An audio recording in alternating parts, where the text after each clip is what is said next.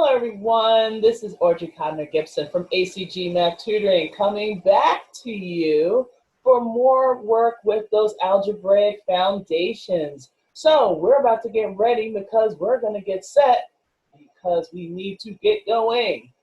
Stay tuned.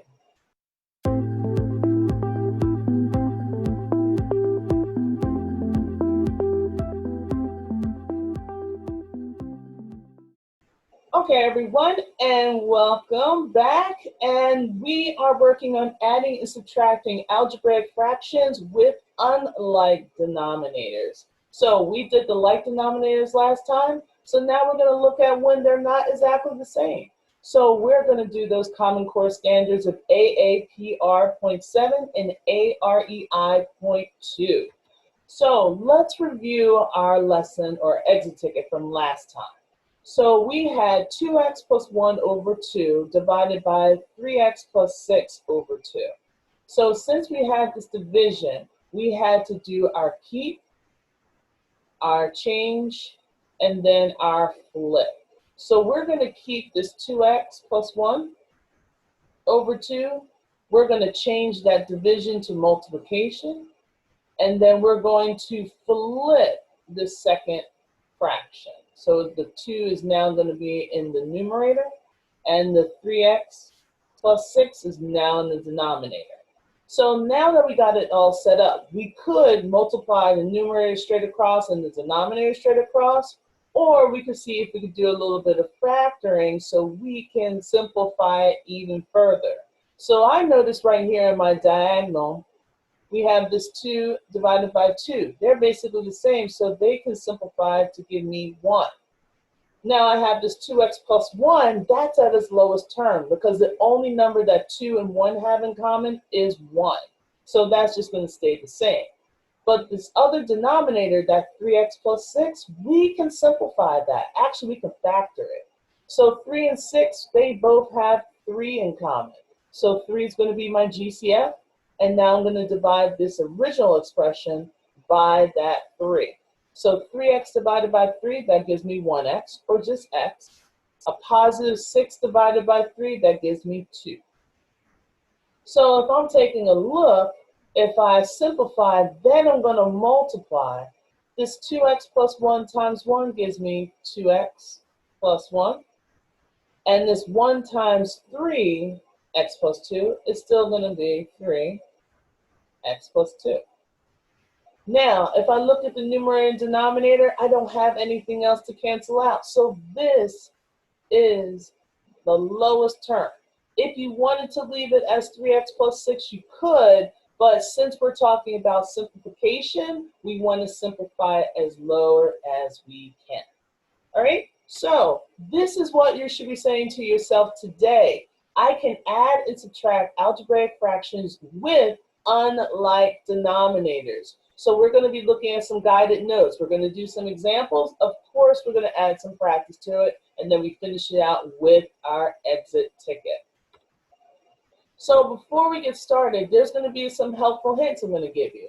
First thing, you want to find the lowest common denominator, your LCD of that expression. So it's almost like we want to simplify before we get any further because you don't want to have larger numbers. You want to set the denominator to that new common denominator, and then you're going to do whatever the appropriate operation, be it addition or subtraction, and then reduce if need be. So I know right now this just seems like a whole bunch of gibberish, so let's just look at a couple of examples. So for number 1, we have 5 over 2x plus 1/2. Now I want to take a look at our denominators. So our denominators are not exactly the same. So remember, when you're adding or subtracting fractions, you have to have a common denominator. So this one is 2x and this one is 2. So in order for them to be exactly the same, it looks like this second denominator needs an x. In order for me to put that x there, whatever I do in the denominator, I have to do in my numerator. So that means I'm going to add an x in its numerator. So it's almost like I'm multiplying what is missing. So now my numerators is going to be 5 plus 1x over 2x. So now I'm taking a look. I have my constant of 5, I have my coefficient 1, and my other coefficient of 2. So 5, 1, and 2, the only thing that they have in common is 1. So basically, this is going to be your answer. You can't break it down any further because that 5 doesn't have an x, so I can't combine it with the 1x or the 2x. All right, so let's take a look for the second one. We have x plus 3 divided by 3 plus x plus 2 divided by 5. Now, take a look at your denominators. They are not the same.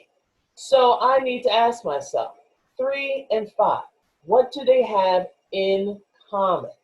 So I know if I multiply 3 and 5, I would get 15. So 15 will be my new denominator. So sometimes when you have unlike denominators, sometimes it works by just multiplying the two denominators together in order to figure out your LCD. But in order for me to change this 3 to a 15, I need to multiply it by 5. Whatever I do in the denominator, I need to do in the numerator.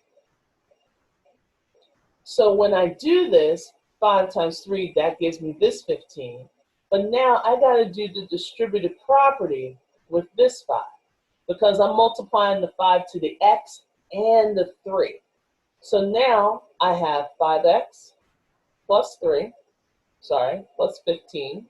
okay, because 5 times 3 gives me my 15. So if I look at the other one, I'm going to multiply this by 3. So whatever I do in the denominator, I have to do in the numerator. So now 5 times 3 gives me 15, and x times 3 gives me 3x, plus 2 times 3, which gives me a positive 6.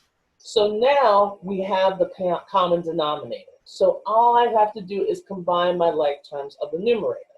So 5x plus 3x gives me 8x, and 15 plus 6 gives me a positive 21. And that's all over 15. So now let's take a look. Do we need to reduce? Is there a number that 8, 21, and 15 have in common? All they have in common is 1. I know the 21 and the 15, you're probably, oh, 3. But remember, 8 is not divisible evenly by 3. So this will be my answer. So for number 3, we have our 2x minus 4x. So we need a common denominator.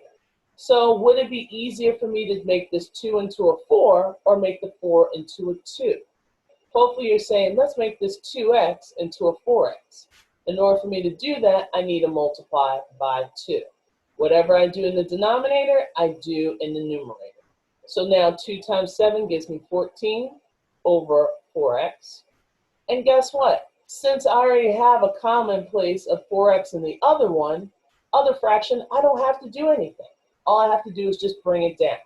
So now I got 14 minus 1, which gives me 13 over 4x.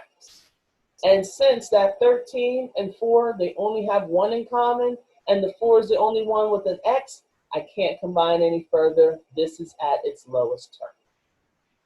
So for number 4, we have 2x plus 3 over 5 minus 2x minus 1 over 2. So here's my denominator. I need for them to be commonplace. That means 5 times 2 gives me 10. So that means I need my denominators to equal 10. In order for me to make this 5 into a 10, I multiply it by 2. Whatever I do in the denominator, I have to do in my numerator. So I'm actually distributing this 2 to everything inside the parentheses. So we got 4x plus 6. So now I'm going to multiply this side by 5.